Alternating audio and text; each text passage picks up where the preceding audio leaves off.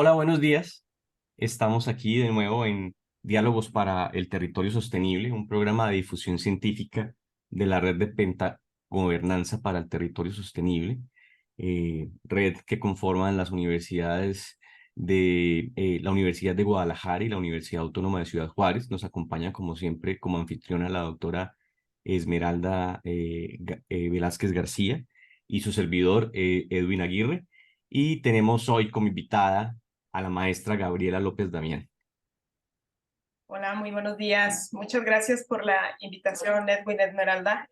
Pues aquí estamos formando parte de la red y esperamos que nuestra experiencia sea de utilidad y un poquito más de reflexiones con respecto a las relaciones que tenemos en la metrópolis con el arbolado, los bosques y la naturaleza, ¿no?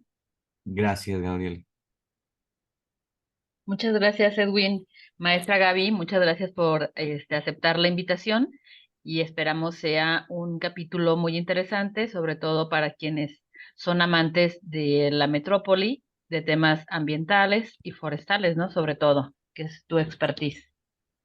Sí. Si te parece, Esmeralda, nos das a conocer el background de la maestra Gabriela, que siempre hacemos esta presentación. No lo dije al inicio, pero este es nuestro episodio número 7, que va a salir el 14 de septiembre.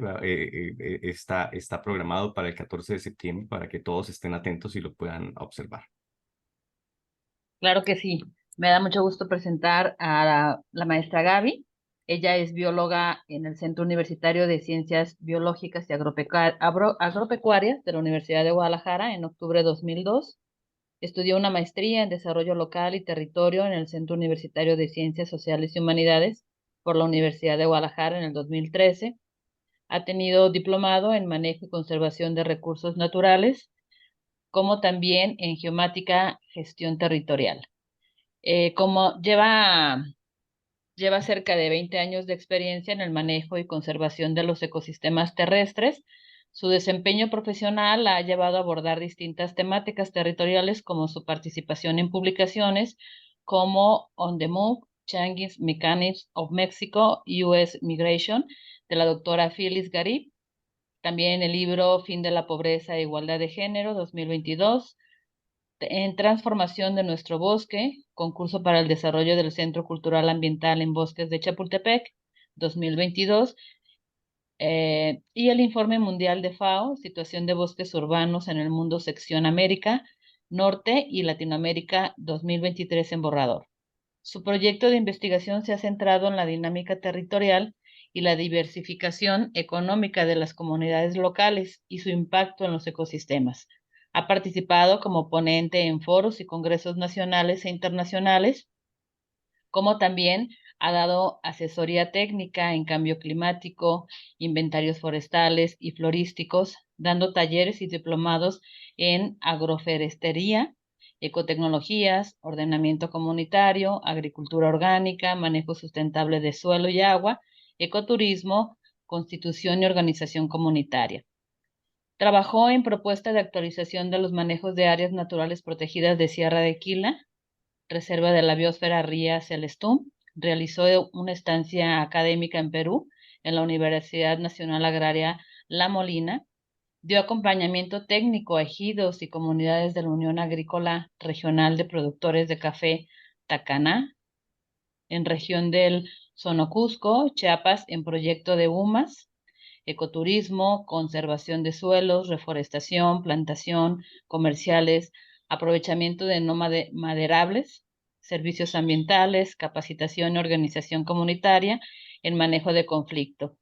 Elaboró la Agenda Ambiental para el Ordenamiento Territorial de la Cuenca Baja Río Verde Grande en 2019, elaboró el Plan de Distribución de Beneficios de la CONAFOR y bueno, ha sido una persona que ha trabajado bastante. Esta es una de las partes de su semblanza, que también la pondremos dentro del canal para que ustedes lo puedan ver más a profundidad. Bienvenido.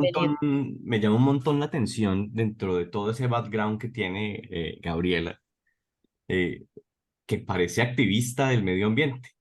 Dinos si es así o no, porque tanto, o sea, trabajas con organizaciones sociales, has hecho trabajo académico, has hecho trabajo de asesoría, de consultoría, también para municipios y demás, pero parece que todo esto hace parte más bien como de un espíritu del activismo por la naturaleza. ¿Me equivoco o es así? Pues hemos más bien buscado que pues los privilegios, por así decirlo, que hemos ido adquiriendo a través del conocimiento se puedan transmitir, pero basado desde las realidades locales, ¿no? O sea, creo que un tema muy importante es que nosotros que hemos tenido la posibilidad de poder tener pues este bagaje más epistemológico pueda ser compartido, pero no compartido desde una verticalidad, sino desde la horizontalidad con las comunidades, o sea, que tú qué necesitas, qué requieres, qué estás, o sea, tengo la posibilidad de bajar recursos, tengo este conocimiento, quisiera saber cómo esta información que yo tengo se empata con tu realidad, con tus saberes a nivel local, y eso pues he buscado transmitirlo sobre todo porque me di cuenta que muchas de las dinámicas a nivel territorial que se van perdiendo, afectan sobre todo a una población. Entonces yo como bióloga, pues obviamente por mucho tiempo mi análisis estaba reducido a una lógica muy pragmática del recurso natural, de los ecosistemas, de la naturaleza y de la dinámica de la flora y de la fauna, sin muchas veces entender cómo estos elementos o conceptos ya de carácter más sociales, económicos y de desarrollo a nivel territorial. Por eso estudié la maestría en desarrollo local y territorio, para complementar, por un lado, este pragmatismo de las ciencias naturales con ya otras complejidades que se generan en el territorio, sobre todo territorios poblados, que en México, pues prácticamente todo el territorio está poblado, ¿no? Por eso, por ahí la lógica de trabajar. Entonces, no, propiamente no soy activista así de pertenecer a un movimiento de manera específica, pero buscamos que los saberes se puedan transmitir con una lógica a nivel local, tanto en entornos urbanos como rurales, ¿no? Muy bien. Oye, Gaby, a mí me gustaría mucho partir de una pregunta que yo creo que para todos los seguidores del canal estarían interesados y es, ¿cuál es la importancia de los bosques urbanos en las metrópolis modernas? Y también cómo contribuyen estos al bienestar de los habitantes en términos de salud y también de calidad de vida. Sí, mira, es que actualmente, y esto lo voy a puntualizar, o sea, el paisaje como tal es muy amplio y es muy complejo, ¿no? Entonces no podemos pensar solo como el paisaje rural sin entender que dentro también está el sistema de ciudades, ¿no? O sea, todo el territorio está conectado ya por ciudades, por distintos tamaños, desde la cabecera municipal en entornos muy rurales que pueden ser muy pequeños, pero ya es un asentamiento urbano, y cómo este se va conectando a ciudades medianas y demás hasta llegar a las grandes metrópolis. Lamentablemente, y esto como parte también de los distintos análisis que me ha tocado estar observando, hay un despoblamiento, ¿no? O sea, el fenómeno migratorio está muy claro, bastante estudiado, y no lo voy a comentar aquí, simplemente identificar que hay un despoblamiento del entorno rural y una concentración hacia las ciudades. Y entonces, en el marco internacional, resulta que las regiones que están teniendo un proceso más acelerado de despoblamiento, es decir, del cambio de lo rural al urbano, es América Latina. Más todavía que Asia o África. O sea, Asia y África todavía tienen una gran cantidad de población rural. Entonces, eso hace que entonces en un área geográfica muy pequeña, que si tú lo analizas a escala de paisaje, parecería que las ciudades es un punto ahí, ¿no? O sea, en los mapas tú lo ves y es un punto.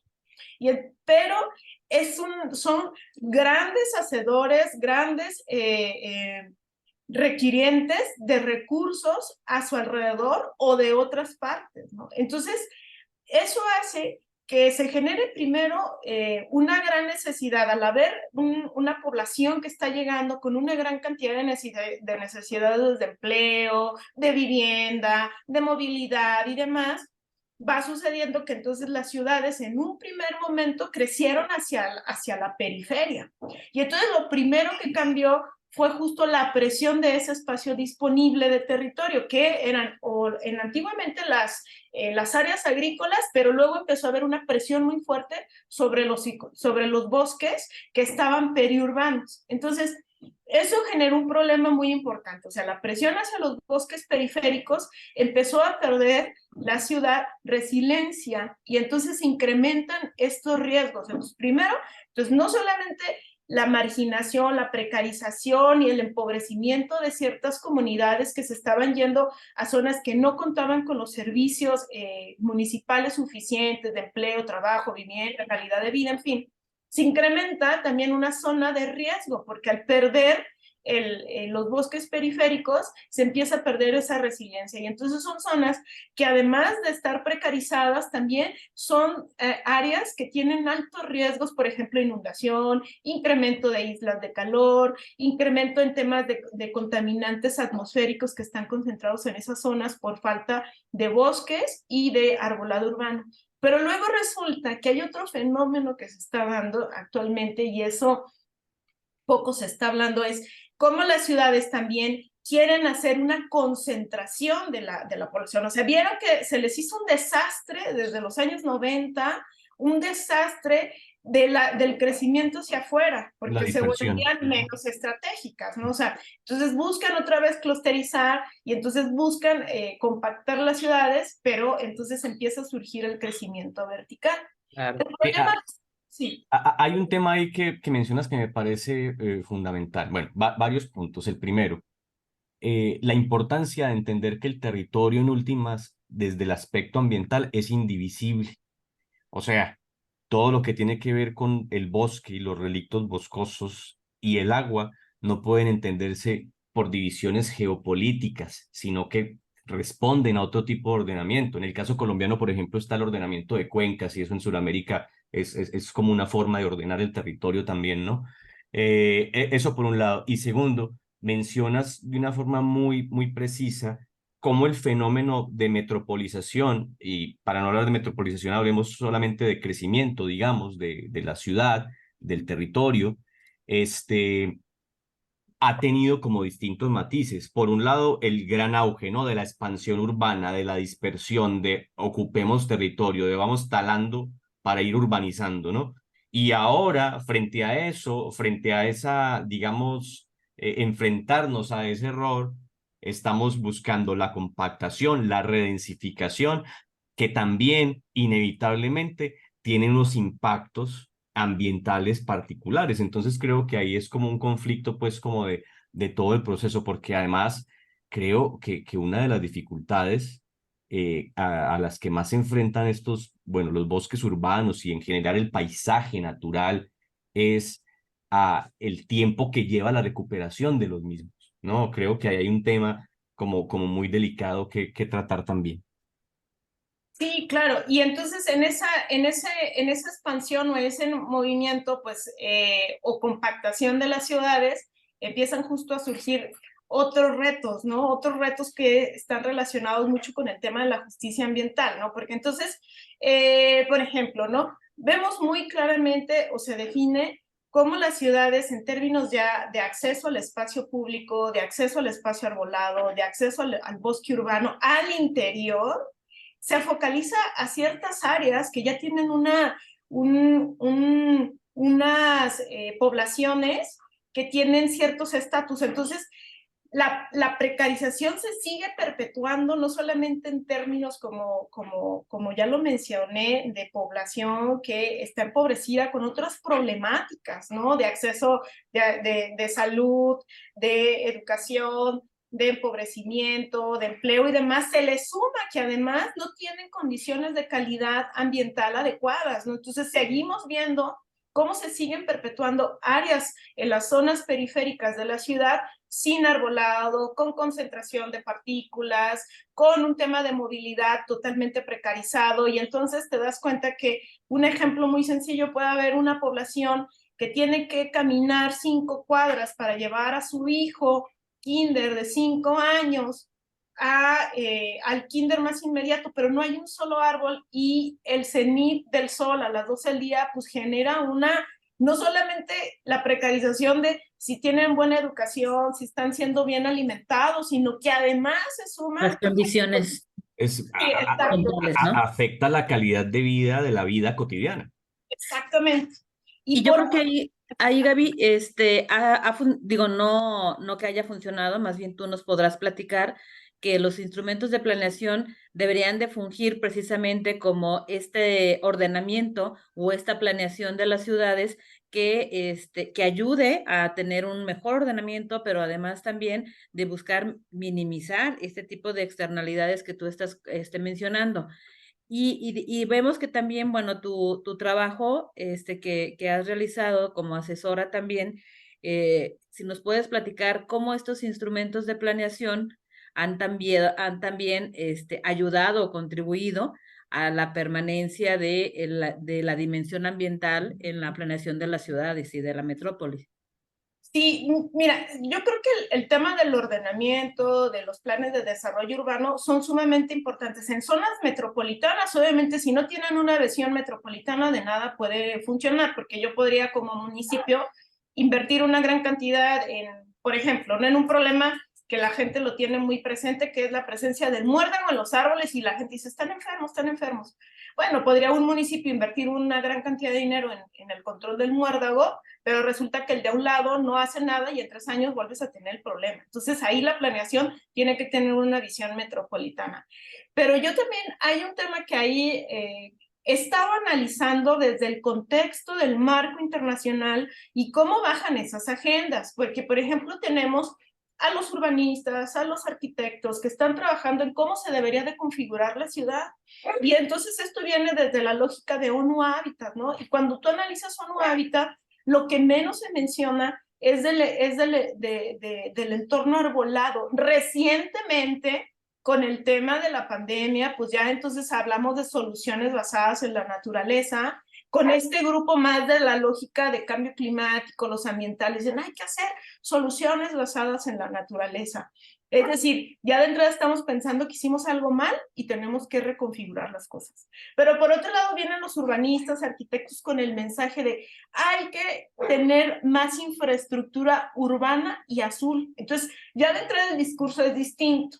Uno está pensando en la lógica de la ciudad está inmersa en una cuenca y habría que buscar renaturalizar aquello que perdimos y modificamos para tratar de ser ciudades más resilientes ante estos escenarios de cambio climático, migración y demás.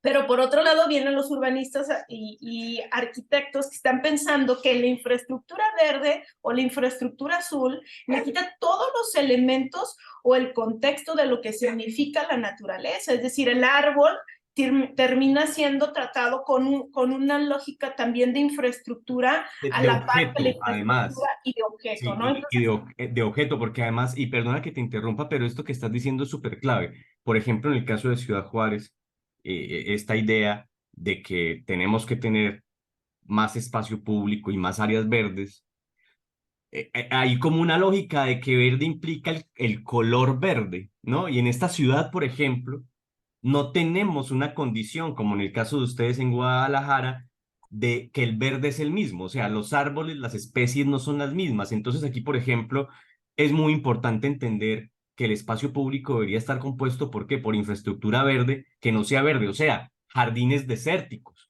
o plantas desérticas o plantas ad hoc o acordes a este territorio y no algo impostado, traído de afuera por cumplir con esta nomenclatura de la ONU Habitat o de la Organización Mundial de la Salud, que además siembran los árboles y a los 6 meses están muertos porque están secos o por el calor o por el frío. Entonces hay una lógica absurda de comprensión porque no se aplica o no se entiende desde la aplicación de las características ambientales locales. Y creo que ahí también hay una brecha. Entonces el árbol termina siendo objeto de diseño y no un ser, pues no un elemento de la naturaleza, sino que termina viéndose como un objeto más de diseño, diría yo no de infraestructura, sino como de mobiliario urbano, que, Y que tal que es cual. otra característica. No, perdona que te interrumpiera, pero creo que esa comparación de lo que tú dices, y en el caso de Ciudad Juárez y de las zonas del noreste y del noroeste de México, que tienen esas características desiertas, de desértico,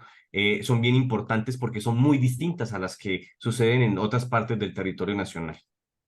Así es, y justo en esa lógica, por ejemplo, por ahí uno de los documentos que habla del espacio público, que es el documento de Barcelona 2016 de propio ONU Habitat, habla del espacio público. Y también es otro término que habría que estar analizando, porque el espacio público no necesariamente es arbolado. Entonces habría que pensar que yo puedo tener un centro comunitario ligado a las artes y entonces posiblemente es un espacio cerrado que no tenga un árbol. Una plaza, un zócalo.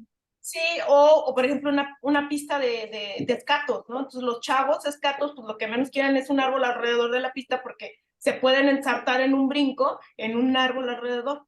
Pero entonces en estas claridades, tú luego te das cuenta que en el marco internacional quien tiene las atribuciones para hablar de bosques urbanos es la FAO. Entonces parecería que luego desde el marco internacional cuando van bajando las agendas hacia los países y luego hacia lo local, pues vienen con dos visiones muy distintas que no necesariamente se están interrelacionando en lo local, porque los contextos de los municipios, con la gran cantidad de municipios que tenemos en México, pues hay una gran cantidad de visiones, justo lo que está diciendo Edwin, ¿no? O sea, es de pues en el norte vamos a hacer eso y copiaron el modelo de una ciudad del sureste donde sus características no son iguales y entonces las decisiones del arbolado que se toman son inadecuadas, se pierde esa vegetación, pero sobre todo se pierden recursos que son económicos y en ese sentido de recursos económicos perdidos, pues ahí sí toma relevancia, Esmeralda, que cuando se hable de planeación urbana, se incorpore el elemento de los bosques urbanos para que entonces sí sea de manera más estratégica, con una lógica de mejorar la calidad de vida de esa población que no está teniendo arbolado. Y otro tema que tampoco se está hablando y que ahorita en este momento, después de la pandemia, se está dando, bueno, está empezándose a discutir como tal.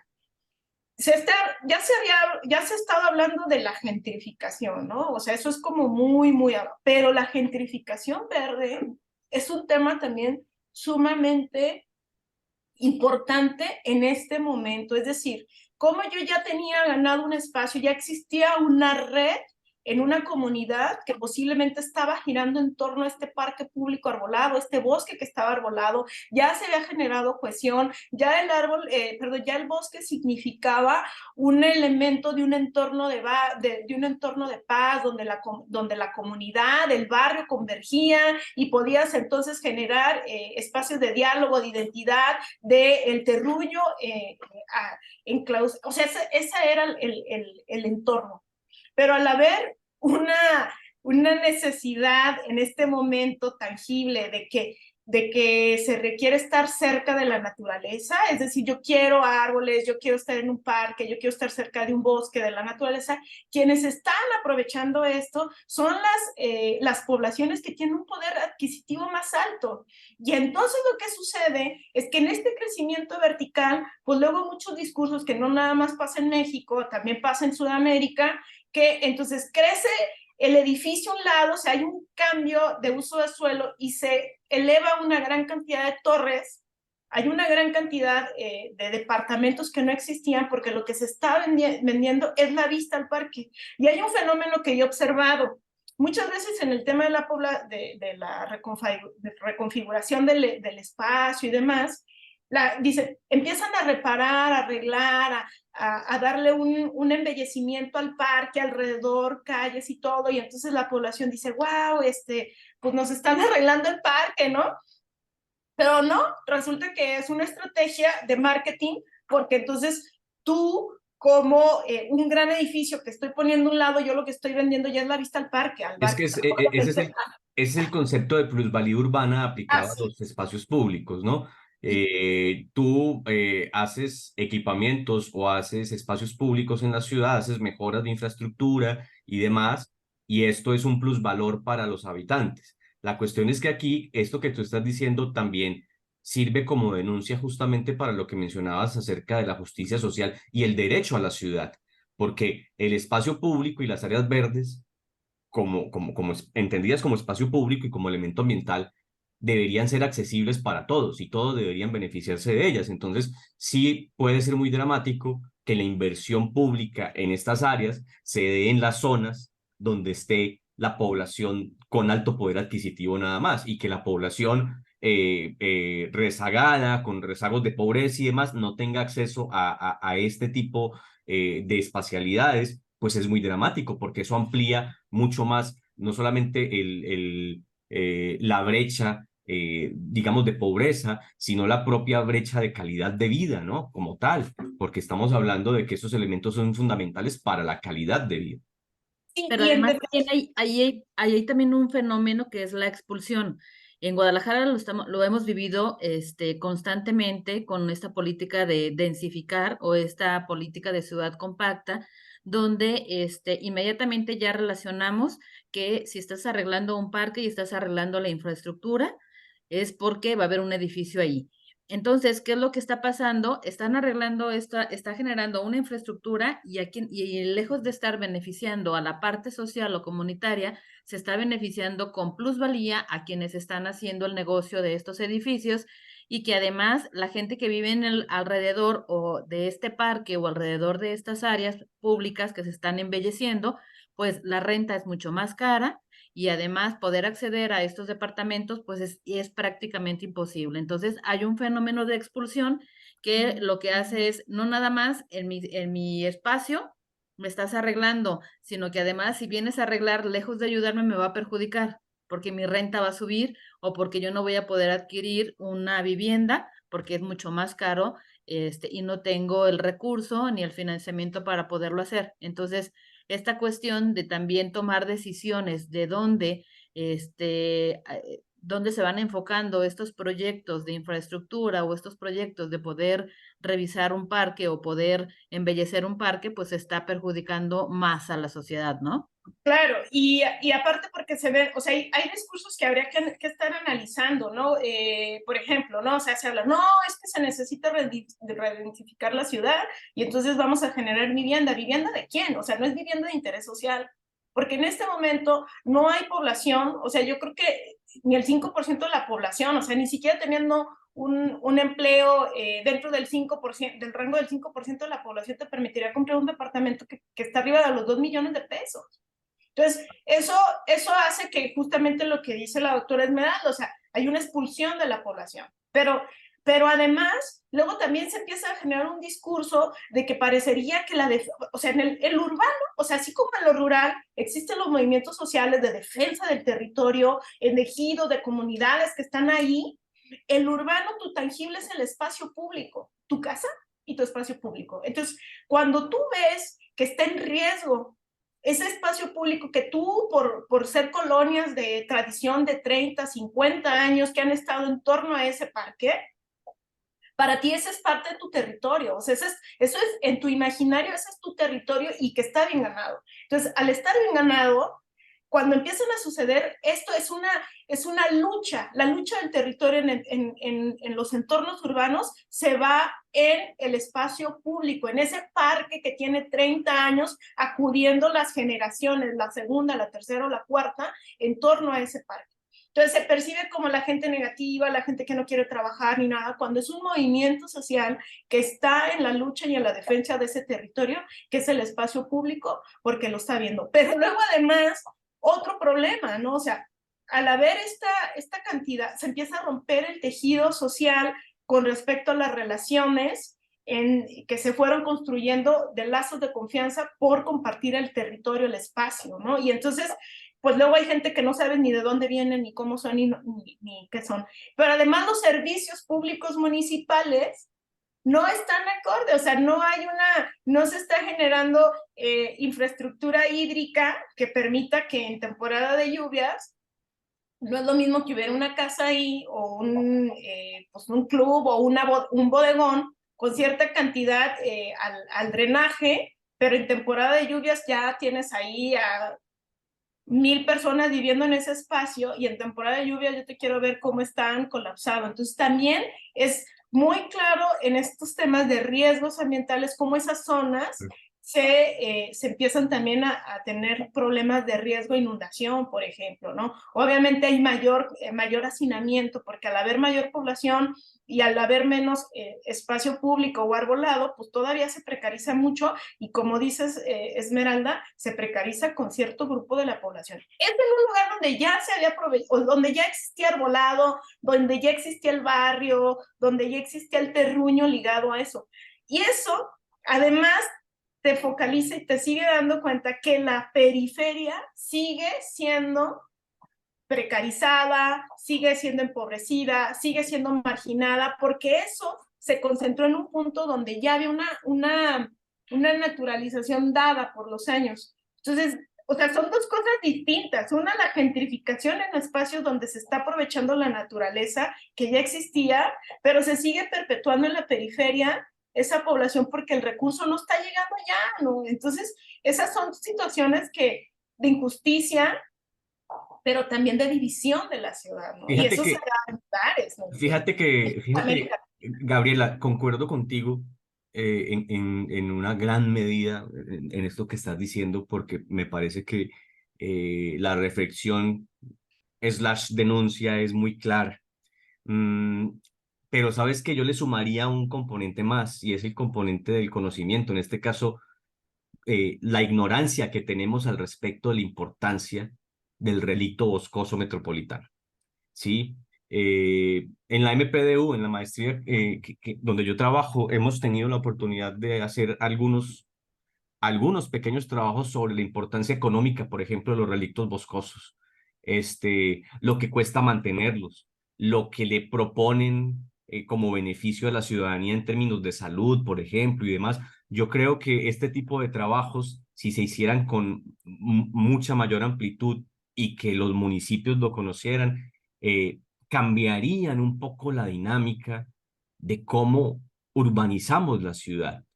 Porque es que en últimas, la ciudad y el desarrollo de la misma está en mano de los entes económicos y de las grandes empresas económicas, en este caso particular de las urbanizadoras, junto con los intereses políticos que allí tengan, ¿verdad? Pues entonces la ciudad se va haciendo como ellos van queriendo, pero desconocen pues también y ignoran que estos paisajes, estos elementos que tenemos del paisaje, pueden ser fundamentales para que la urbanización sea mejor lograda e incluso con mayores beneficios económicos. Entonces ahí lo que hay, creo yo, es también como todo un proceso, o más bien como toda una ignorancia de estas posibilidades, ¿no?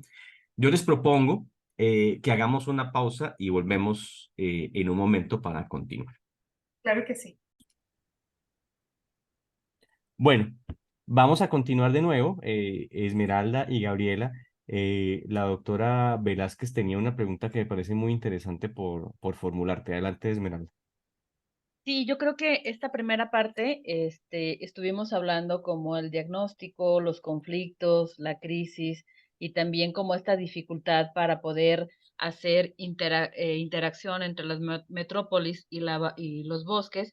A mí me gustaría, invitar a la maestra Gaby a que nos platique algunos cómo sí se puede hacer esta interrelación o esta integración, de lo social, lo ambiental y también lo económico, ¿no? ¿Qué casos ha visto o qué herramientas pueden ser, propicias, sobre todo para los tomadores de decisión? Pues también como decirles, pues está esto mal, pero también hay estas cosas que se pueden hacer, ¿no? Quizás a lo mejor es falta de conocimiento de los cómo sí.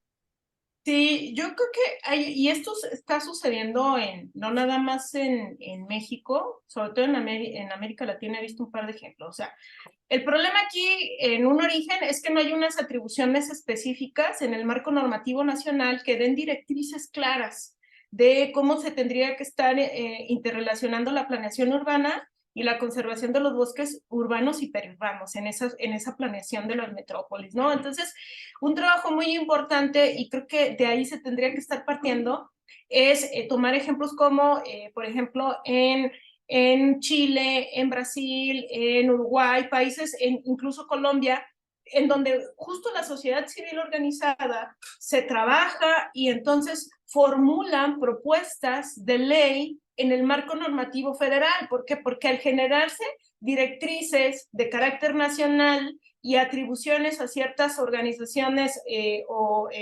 ambientales bueno, más bien departamentos gubernamentales en términos ambientales, por ejemplo, aquí puede ser la Comisión Nacional Forestal o la SEDATU, en fin, que de modo tal que ante existir un marco normativo de carácter federal se generan directrices y es a partir de entonces en donde los gobiernos subnacionales pueden formular a lo mejor leyes específicas en términos de arbolado urbano, normas, leyes estatales que estén ligadas al arbolado y los bosques urbanos, y eso a su vez le dé mayor claridad a los municipios qué hacer y cómo formular su reglamentación a nivel local. Y entonces, al existir esto, ya existe una certidumbre de carácter jurídica y a partir de eso, entonces, ya se pueden formular de manera más estratégica los planes de desarrollo urbano, ¿no? Entonces, por un lado, generar directrices desde el marco nacional y cómo eso se va articulando. Ahorita en México nada más hay 10 estados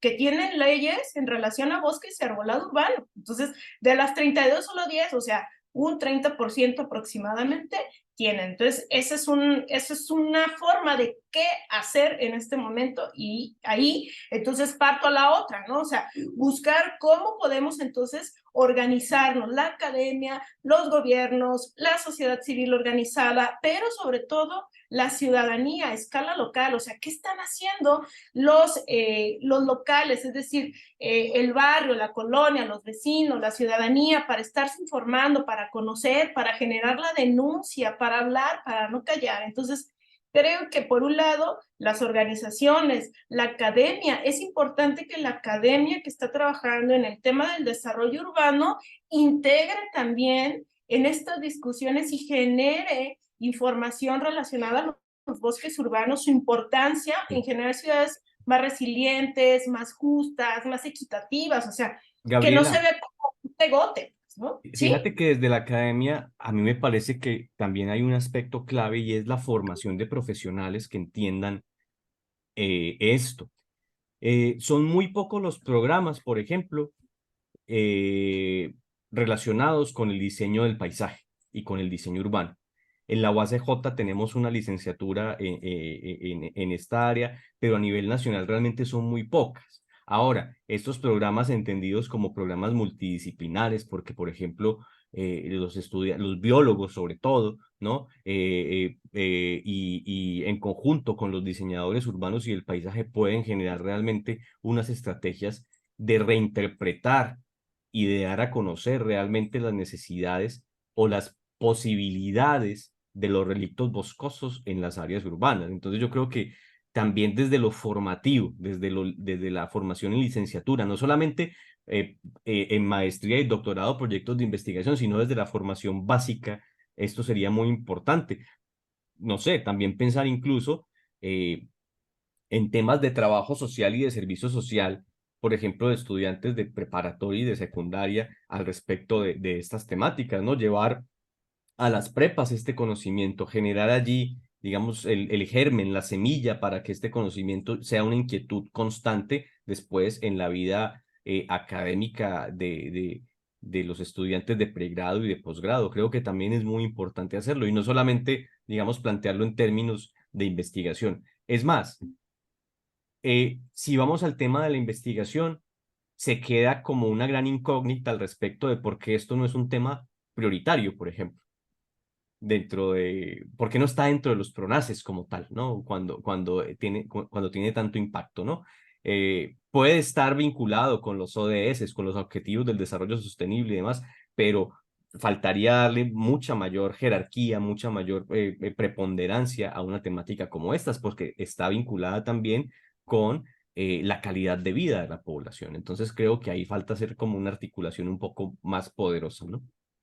Sí, y justo, y bueno, y vuelvo un poco a lo que había mencionado al principio de cómo desde el marco internacional parecería que se vuelven divergentes las áreas de trabajo, ¿no? Es decir, por un lado están como las áreas muy técnicas, los arboristas, los que trabajan de taxonomía urbana, es decir, los forestales que abordan el tema del arbolado urbano como un elemento más técnico, pero por otro lado están los urbanistas, los especialistas en términos de desarrollo urbano que están hablando con otros temas, ¿no? O sea, cómo es la ciudad y qué necesidades requiere la ciudad. Creo que ahí habría que entonces buscar cómo se interrelacionan estas dos discusiones, ¿no? Como lo mencioné también al principio, o sea, por un lado se habla de soluciones basadas en la naturaleza, pero por otro lado se habla de infraestructura verde o de infraestructura urbana. Entonces, hay que homologar los términos, hay que tener muy claro esto para que entonces sí exista una base formativa donde los jóvenes puedan decidir quienes pueden ofertar servicios, por ejemplo, que tengan que ver con el mantenimiento y el cuidado del arbolado desde una lógica menos empírica. Es decir, no, en este momento no podemos hablar, por ejemplo, del jardinero que hace las podas a machete de los árboles, porque eso genera grandes problemas. Pero el jardinero es una persona, o sea, el jardinero empírico es una persona que tiene necesidades de subsistencia y requiere tener una fuente de ingresos. Entonces, es su única forma que tiene para generarse el autoempleo. Entonces, ¿qué tendríamos que hacer ahí? Bueno, pues además de la academia, de la parte formativa más profesional, de licenciados o carreras, ya sea de posgrado, es buscar espacios donde se pueda capacitar y profesionalizar a las personas que están prestando estos servicios, de modo tal que ya sean los municipios o las asociaciones civiles que les generen estas capacitaciones que sean de bajo costo o hasta gratuitas, de modo tal que entonces también vayamos mejorando estas fuentes de empleo y que puedan ser mejor remuneradas para estas personas y que a la vez nos ayuden entonces a tener un mejor manejo del arbolado urbano, ¿no? Por ejemplo, ¿no?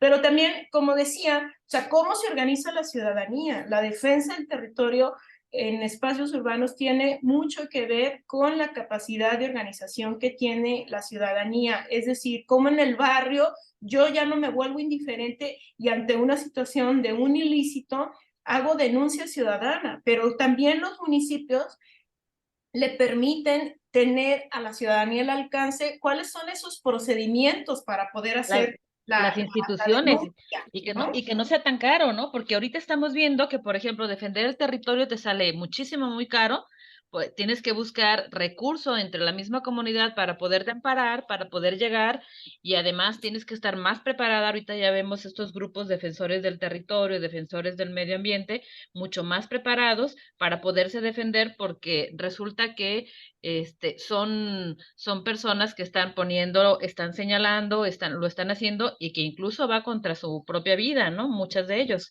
de decir, estoy tocando intereses donde en realidad puedo recibir amenazas, las instituciones no me hacen caso, tengo que dejar de trabajar para ir a levantar la denuncia. O sea, se vuelve muchísimo, muy caro, defender tu territorio también, ¿no?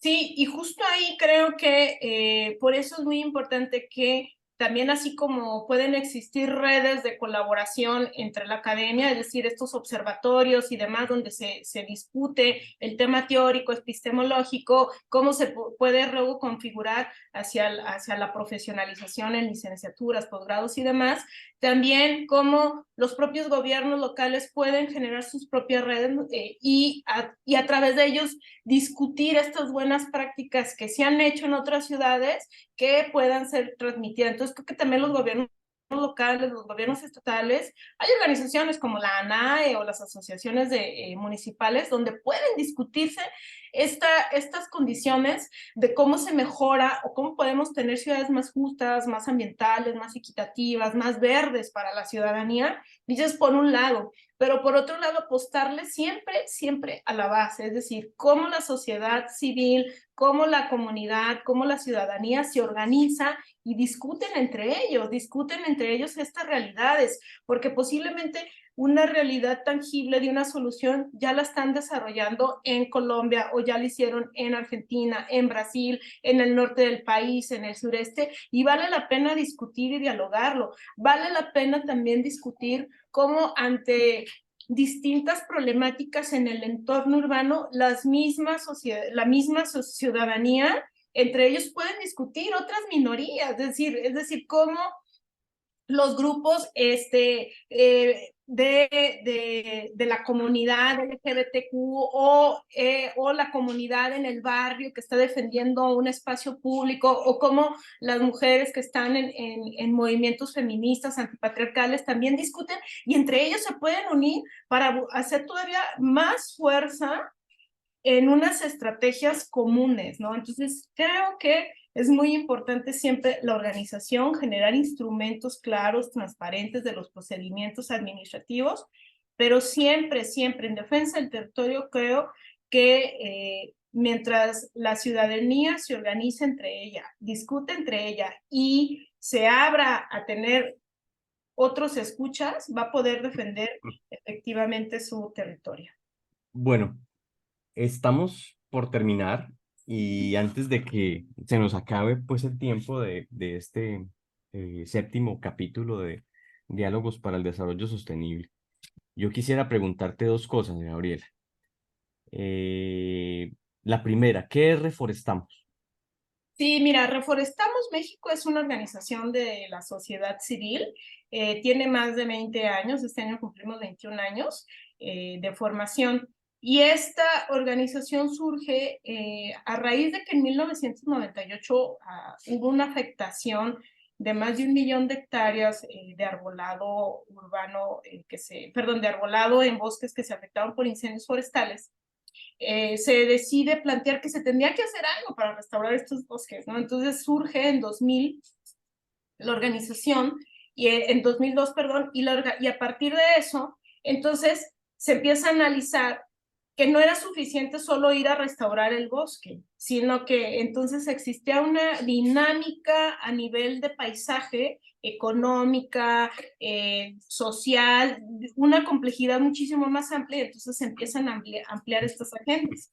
Entonces, recientemente, en ese sentido, pues se vio que los paisajes rurales o forestales también están inmersos los entornos urbanos, ¿no? Y en estos entornos urbanos, pues como mencioné al principio, hay una gran presión sobre los bosques periurbanos. Entonces, se amplía la agenda de Reforestamos hacia las dinámicas de la protección de los bosques periurbanos, pero también se amplía una agenda hacia el contexto urbano, ¿no? Entonces, nosotros trabajamos mucho con gobiernos locales, buscando incentivarlos, o sea, como dijo Esmeralda, ¿qué sí se puede hacer? ¿Cómo motivamos al cómo sí? Entonces nosotros tenemos un distintivo que le damos acompañamiento, que se llama Three Cities of the World, y le damos acompañamiento a las ciudades de México y América Latina, para que aquellos gobiernos con el cumplimiento de 5 estándares ligados obviamente al incremento y conservación del arbolado urbano, puedan tener un reconocimiento anual.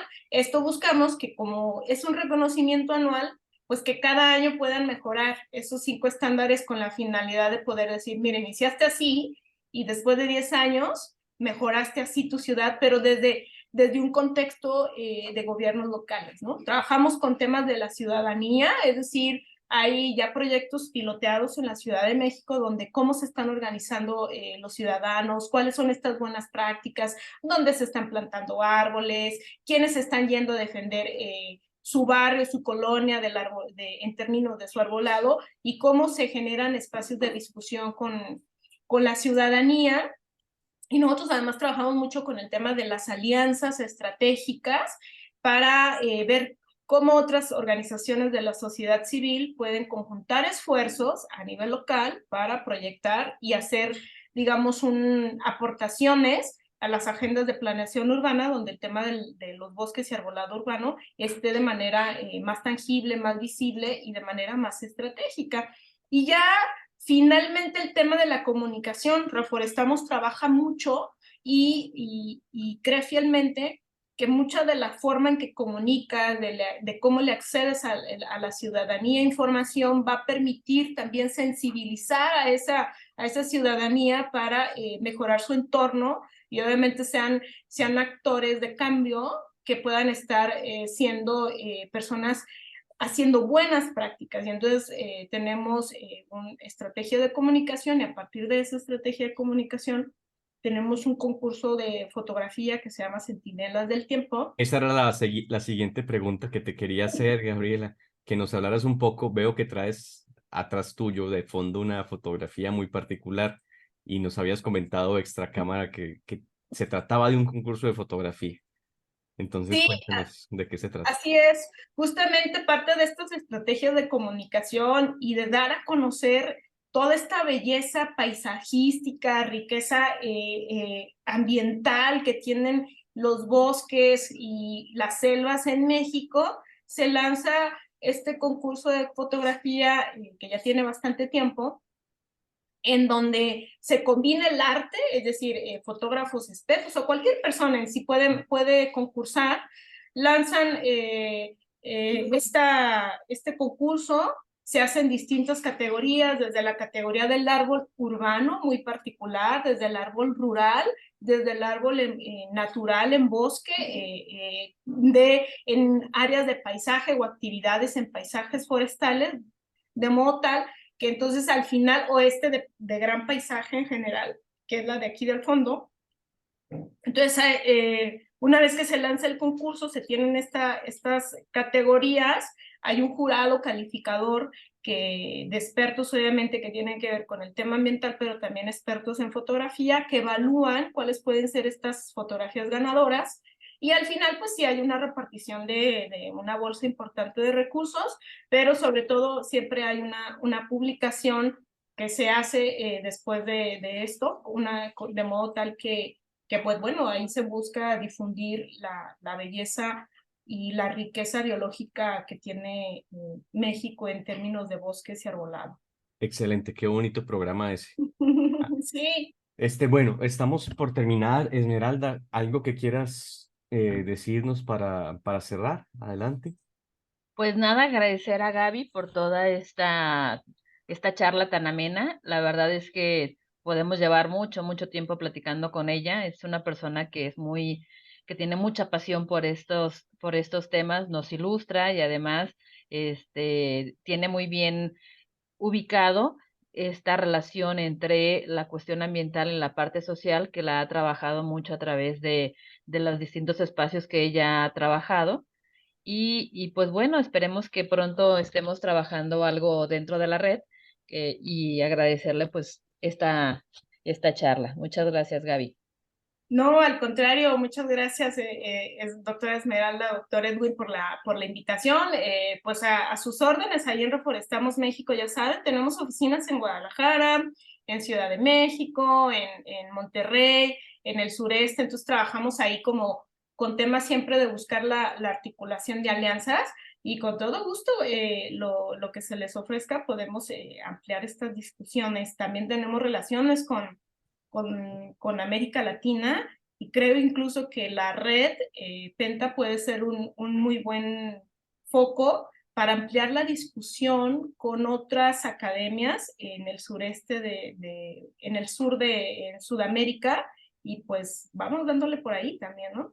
A mí me encantaría tener la posibilidad de conectar un poco lo que estás haciendo con el trabajo que hace aquí la Oficina de Resiliencia del municipio de Ciudad Juárez, porque realmente esta ciudad es una ciudad que necesita ampliamente una visión, digamos, desde fuera de lo que debe hacerse para mejorar la calidad de vida de los habitantes. Lo que se hace a nivel local es muy importante y la oficina de resiliencia es una de las oficinas del municipio que Yo realmente valoro y considero que hacen un buen trabajo, pero las ayudas externas siempre van a venir también muy bien. Entonces, en algún momento te voy a poner en contacto con Verónica González, que es la coordinadora de esta oficina, porque creo que puede haber allí una muy buena, una muy buena articulación de agenda, ¿no? Yo quiero agradecerte, Gabriela, por todo lo que nos comentaste. Fue maravilloso escucharte y, como siempre, a la doctora Esmeralda, agradecerle también por sus preguntas tan pertinentes, por ser parte de la presentación de este programa. Y para las personas que nos escuchan y que nos ven por el canal de YouTube, pues recuerden, se pueden poner en contacto con nosotros por medio del correo electrónico lab.pentagopcusea@gmail.com. Lo dejaremos en la descripción del video. Y recuerden que pues estaremos mensualmente sacando un nuevo episodio de esto que es Diálogos para el Territorio Sostenible. Y muy probablemente también dentro de poco estaremos en Spotify. Entonces ahí les iremos adelantando esta información. Muchas gracias de nuevo y que tengan una feliz tarde. Hasta luego. Gracias, hasta luego, Gaby. Hasta Hasta luego, luego. Ed. Un abrazo, Esté muy Esmeralda. bien. Bye.